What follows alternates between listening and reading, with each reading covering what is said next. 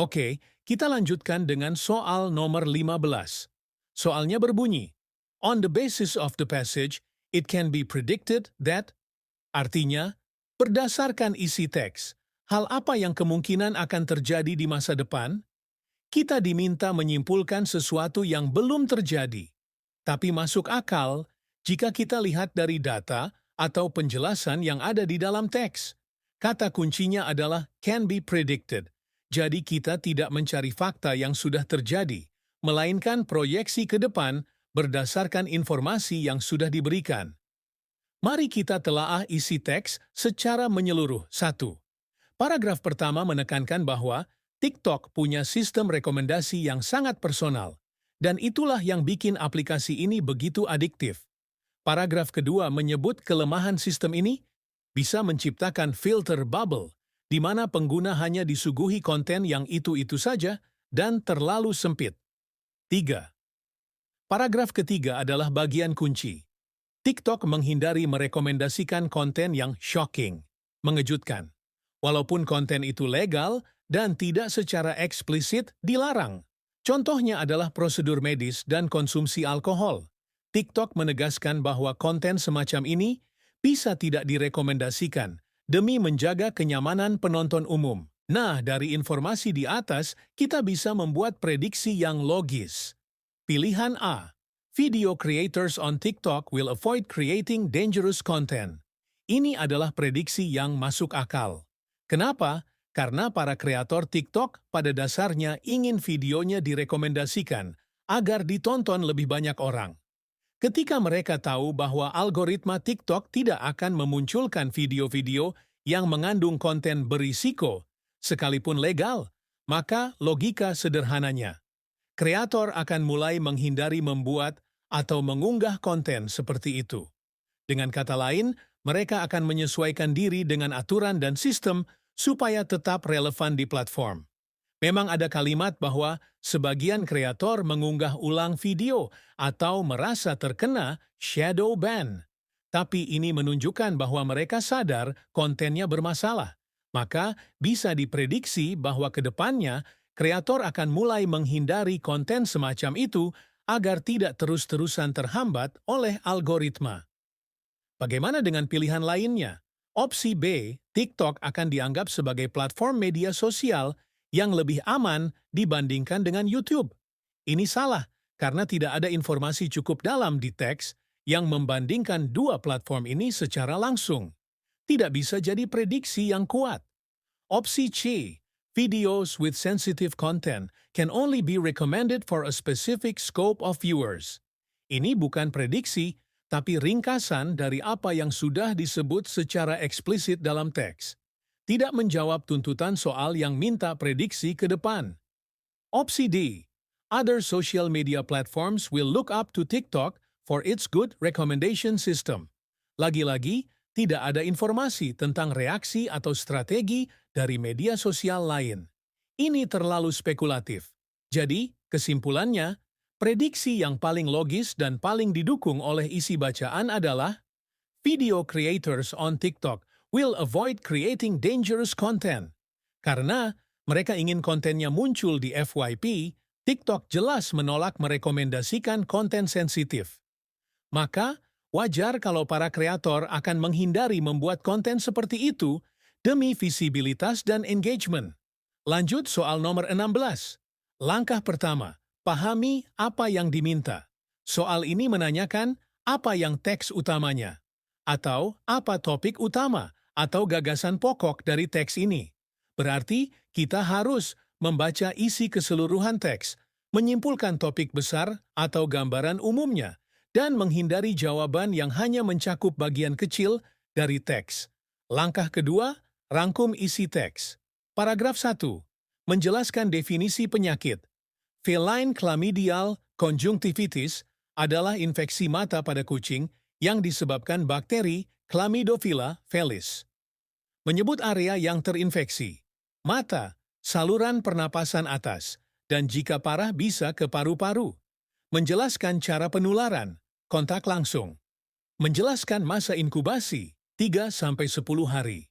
Paragraf 2. Menjelaskan bagian tubuh yang terkena. konjungtiva.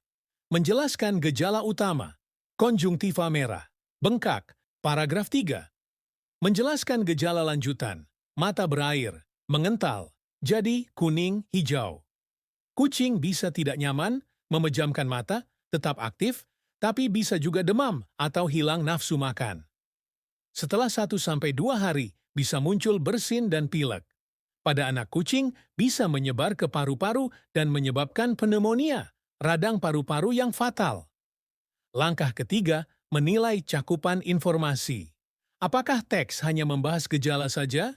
Tidak, teks juga membahas penyebab penyakit, cara penyebaran, bagian tubuh yang terinfeksi, masa inkubasi, gejala awal dan lanjut, potensi fatalnya penyakit. Jadi, teks ini memberi informasi yang luas, dari A sampai Z tentang penyakit tersebut. Bukan hanya membahas satu sisi saja, seperti gejala atau tanda-tanda klinis. Langkah keempat, evaluasi setiap pilihan jawaban. Pilihan A, the process of chlamydia affliction in cats. Opsi ini kurang tepat. Kata proses mengisyaratkan ada urutan tahapan infeksi secara detail dari awal sampai akhir. Teks tidak menjelaskan proses infeksi secara sistematis seperti itu. Jadi, ini salah arah. Pilihan B, an overview of feline chlamydial conjunctivitis. Opsi ini tepat. Overview artinya gambaran umum dan memang teks ini menyajikan ringkasan menyeluruh tentang penyakit tersebut. Definisi, penyebab, penularan, gejala, dan dampaknya. Ini jawaban yang paling mencakup semua isi teks. Pilihan C, clinical signs of feline chlamydial conjunctivitis. Opsi ini kurang tepat. Ini hanya membahas gejala fisik, klinis, yang terlihat pada kucing. Padahal teks tidak hanya membahas gejala, tapi juga sebab dan penularan. Jawaban ini terlalu sempit. Pilih D. The symptoms of feline chlamydial conjunctivitis. Opsi ini hampir sama dengan C, hanya beda istilah saja. Symptoms versus clinical signs. Masih terlalu sempit karena tidak mencakup semua aspek isi teks. Jadi, kesimpulan yang paling tepat adalah B, yaitu an overview of feline chlamydial conjunctivitis.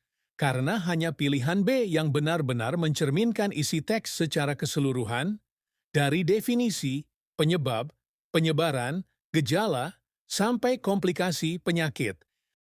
Sampai di sini gimana guys? Soalnya susah atau mudah? Nah, dengan soal seperti ini, apakah kalian optimis akan lulus UMPTKIN?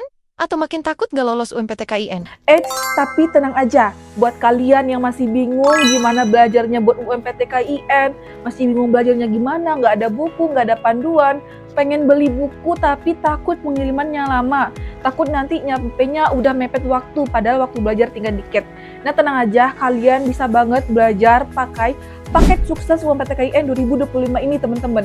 Karena memang paket sukses ini sangat direkomendasikan banget buat kalian para pejuang UMPTKIN. Terkhususnya kalian yang masih bingung belajar apa, nggak tahu mau belajar apa dari jurusan SMA ataupun SMK. Karena memang di dalam paket ini sudah dirancang, materinya sudah disusun secara rapi dan sistematis, sehingga kalian akan lebih mudah memahami. Paket ini juga isinya udah lengkap banget dari materi yang disusun secara rapi dan sistematis, ratusan latihan soal dan pembahasan, jadi soalnya juga dilengkapi dengan pembahasan tuntas agar kalian lebih mudah dan belajarnya jadi lebih maksimal. Selain itu tentu saja juga ada paket tryout yang juga udah dilengkapi pembahasan tuntas, paket kuis, prediksi soal UMPTKIN, simulasi UMPTKIN, teknik menjawab soal, serta berbagai fasilitas lainnya yang pastinya sangat berguna untuk memaksimalkan persiapan UMPTKIN kalian. Nah, paket ini juga udah membantu meloloskan banyak calon mahasiswa loh teman-teman dari sejak 2021. Ada yang lolos di kampus terbaik, lolos di jurusan terbaik, bahkan dari SMK pun juga ada yang lolos loh. Karena memang kata mereka soal-soalnya banyak yang mirip seperti soal yang diujikan waktu UMPTKIN. Kalian juga bisa langsung cek di sini ya, memang udah banyak banget yang lolos UMPTKIN sejak 2021 berkat paket sukses UMPTKIN ini. Nah, untuk keunggulan lainnya, paket ini tuh bisa diakses menggunakan aplikasi khusus yang bisa langsung kalian pelajari dari rumah masing-masing. Bahkan detik ini juga bisa langsung dipelajari tanpa harus nunggu pengiriman lama seperti buku. Jadi memang praktis banget dan dirancang untuk kalian yang waktu belajarnya udah mepet. Jadi memang selain membantu meloloskan banyak calon mahasiswa, paket ini isinya juga udah lengkap banget, berkualitas, praktis, bisa dipelajari dimanapun dan kapanpun. Nah, paket ini tuh kuotanya terbatas ya, karena paket ini tuh memang udah diburu banget sejak tahun 2024 kemarin. Dari Desember kemarin, para pejuang UMPTKIN udah mulai cari paket ini untuk belajar. Jadi semoga aja buat kalian yang nonton video ini masih kebagian paketnya, masih kebagian kuotanya. Karena memang udah dicari-cari banget guys dari tahun 2024 kemarin. Dan buat kalian yang mau paket ini, caranya gampang banget. Pertama, silahkan kalian pilih dulu, karena paket ini terdiri dari 4 tipe paket sukses UMPTKIN, yaitu ada paket dasar, paket premium, paket mega premium, dan paket genius. Dan untuk yang paling best sellernya tahun ini adalah paket genius, karena memang paket yang paling lengkap dan juga paling banyak bonusnya. Setelah itu, silahkan langsung konfirmasi ke WA ini ataupun DM ke Instagram Trik UMPTKIN untuk konfirmasi paket yang kalian inginkan. Nanti akan ada admin yang akan membantu dan melayani kebutuhan kalian. Ingat, ada ribuan calon mahasiswa yang gagal UMPTKIN tiap tahunnya karena kurang persiapan, kurang belajar. Jadi selagi masih ada waktu, yuk maksimalkan persiapan kalian